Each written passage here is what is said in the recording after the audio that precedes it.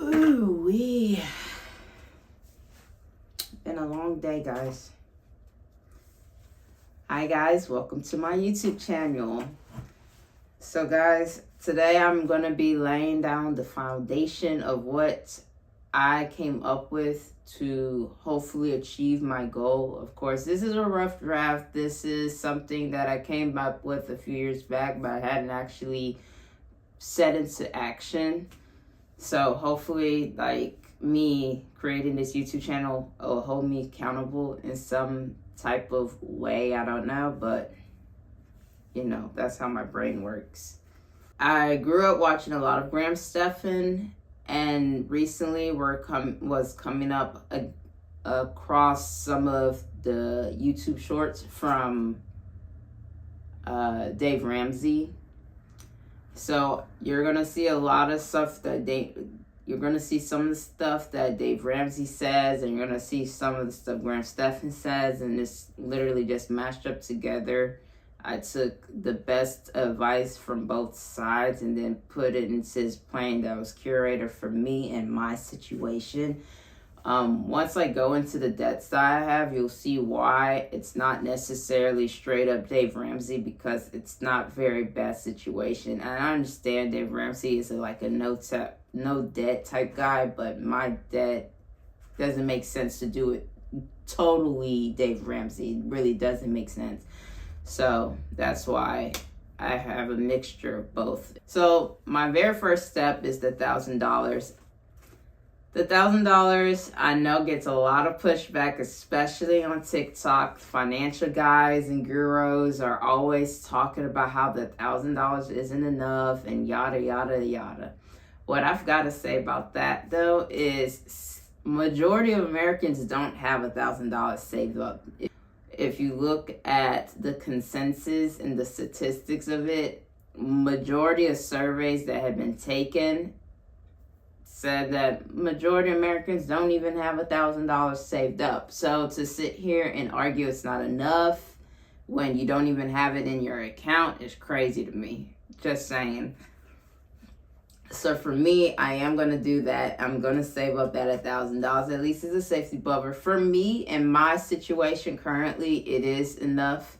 If my car were to break down, I can easily walk to work. It's in a walkable distance for me.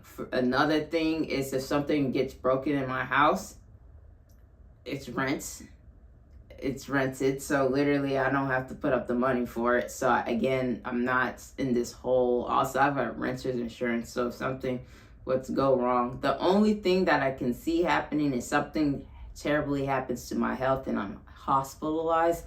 That's where it's going to get me. But besides that, I'm pretty covered right now. So I think that $1,000 would be enough for me for right now for what I'm doing. So that's what I'm planning on doing. Saving $1,000 is that first step. My next step is to basically get out of debt. Now, my debt is, I think right now it's only one or two collections. I have two collections, I think.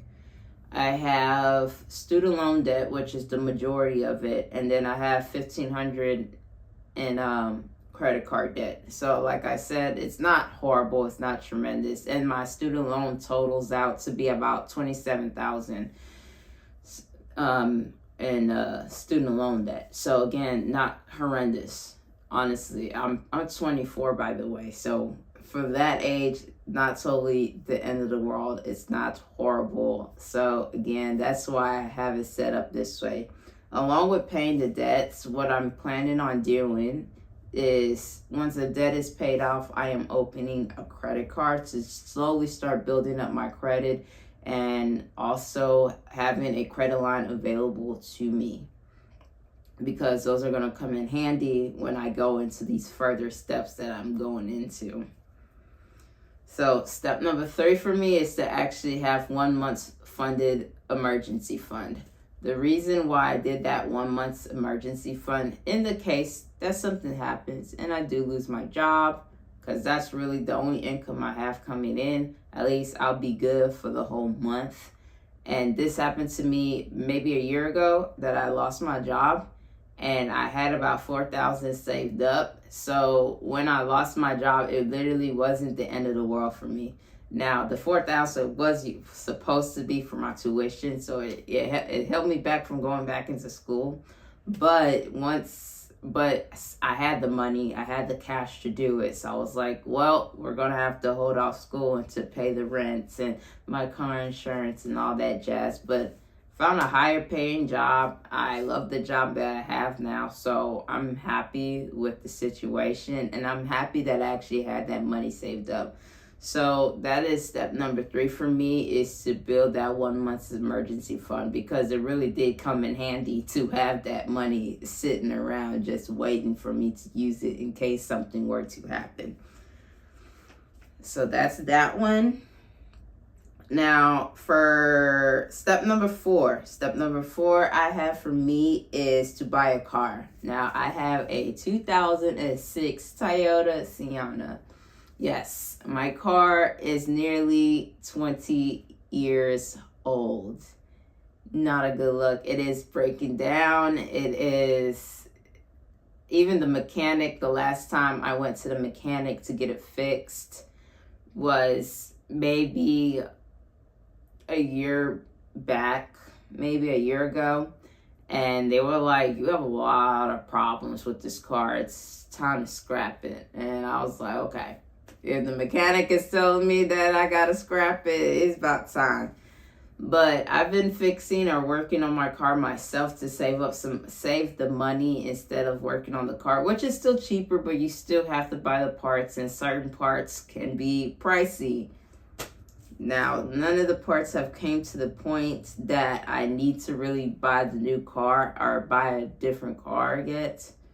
So I'm not there on that track. But what I'm planning on doing with the car situation is to do the 23-8 or 23-10 rule, which is 20% down payment, then not have the loan longer than 4 years, and then also do that the total expense of the car is 10% of my take-home pay.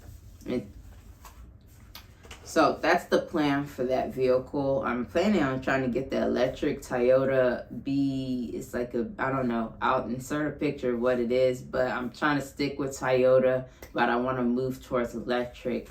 Or even a hybrid. I don't know if Toyota has like a hybrid. I know they have an electric, but I really prefer the electric. But if the hybrid is cheaper at the time that I need to get the car, we are definitely going to go with there. And at this time, I will also be starting to be, along with step number 4, I'll also start investing 15% of my pre-tax income into the stock market or into a retirement fund.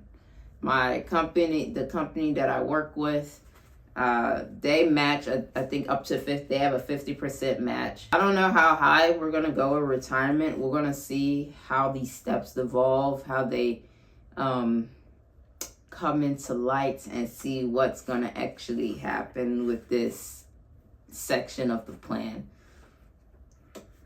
But then for our step number 5 that for myself is to have 2 months of an emergency fund created for myself, just to add on money onto just to have a little more security, because the next plan, which is steps number 6 for myself, is to buy a house. Yes, to buy a house. I'm so excited for this one.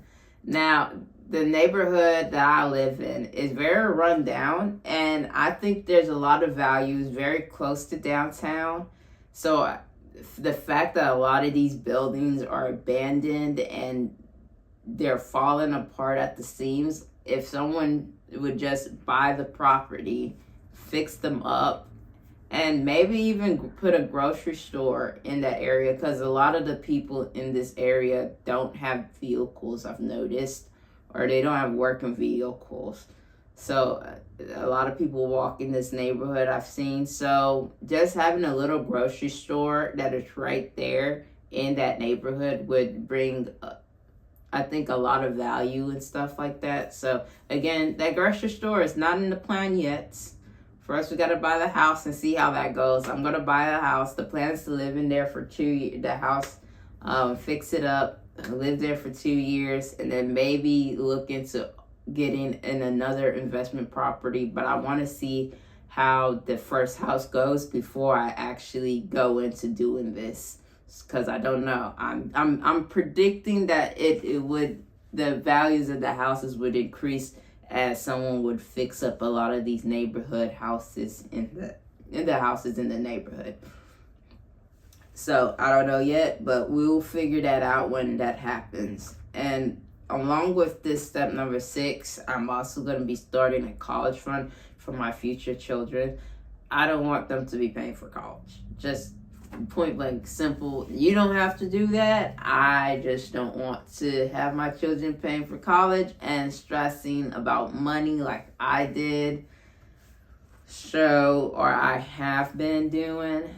Or I don't want them to even work while they're in school. I want them to just focus on school, get out of school, and start making the money, and dive right into life. That's what I want to have set up for them. Step number 7. Our step number 7 is to have a 3-month retirement fund. 3 months. Again, just building more of a cushion, just a little more security. Step number 8 I have for myself is to set aside money for a wedding. Now, I introduced myself as Ebube. If you didn't notice, my name is Nigerian. I am Igbo. So we have in our culture 3 different weddings depending on what your religion is. The first wedding is the civil wedding. The civil wedding is getting like the paperwork. It's just the court wedding. Just signing the paperwork. Oh, we're gonna get married. Yeah, that's the civil. That's what we call the civil. The next one is the white wedding, or if you're Muslim, whatever the equivalent to the white wedding is. I don't know what the equivalent is, but white wedding. That's another one. The white wedding is not as important in the Nigerian community, so I don't see myself spending that much money when it comes to that aspect. Like, for example, my mother, she made her own wedding dress for her wedding. So I'm thinking that's what I'm going to end up doing for me also, is sew my own wedding dress. Because I've looked at a lot of wedding dresses, and can I sit here and say the ones that really like, ooh, that's actually pretty, like the dresses I see and I'm like, oh, those are really pretty. Those ones are, they're a car payment. Some of them you're paying for a car to get that dress. You could pay for a brand new car then get that dress. But the ones that are like the cheaper ones, to me, they're not that fantastic. And there's something that I could easily make or cater to myself. I could take different aspects of what I see and make it something that will cater towards me, and it would be cheaper than buying it from them, to be quite honest. So that's the idea for the wedding.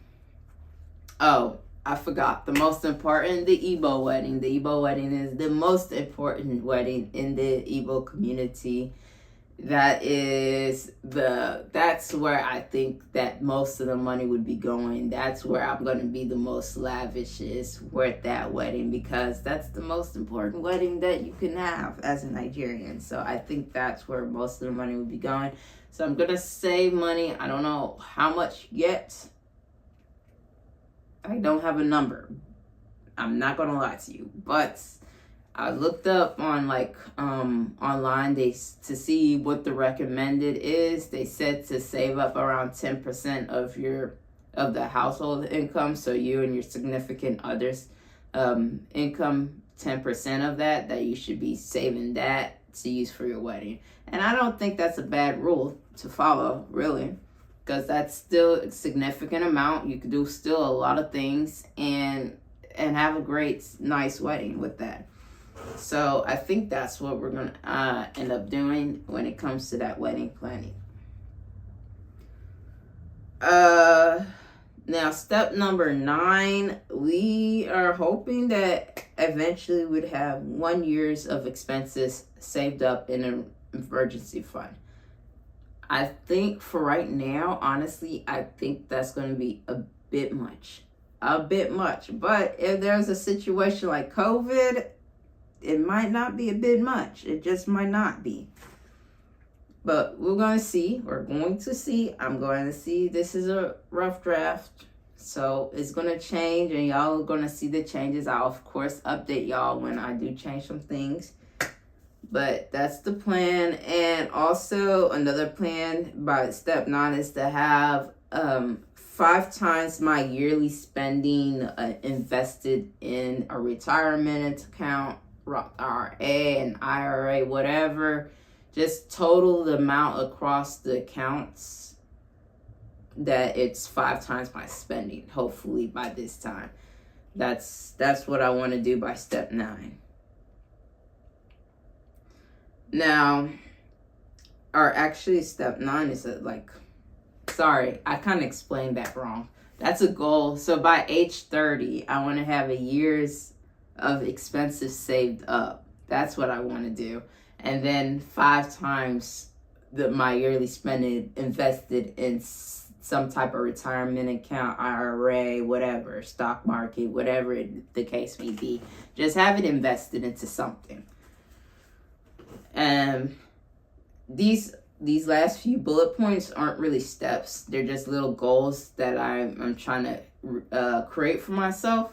So step number 10, because it's not really a step, is by age 40 have 12 to 14 times my yearly spending invested. By age 50, so I have 22 times my yearly spending invested.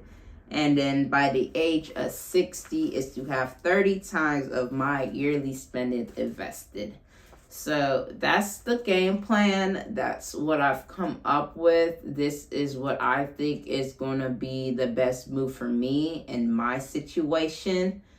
Now, if you have any advice for me, if you think there's something on my plan that I should switch up or change up, let me know down in the comments. Because again, like I said, rough draft, guys. Rough draft. Don't come for me. Okay. But that's the end of this video. If you like this video, comment, like, subscribe.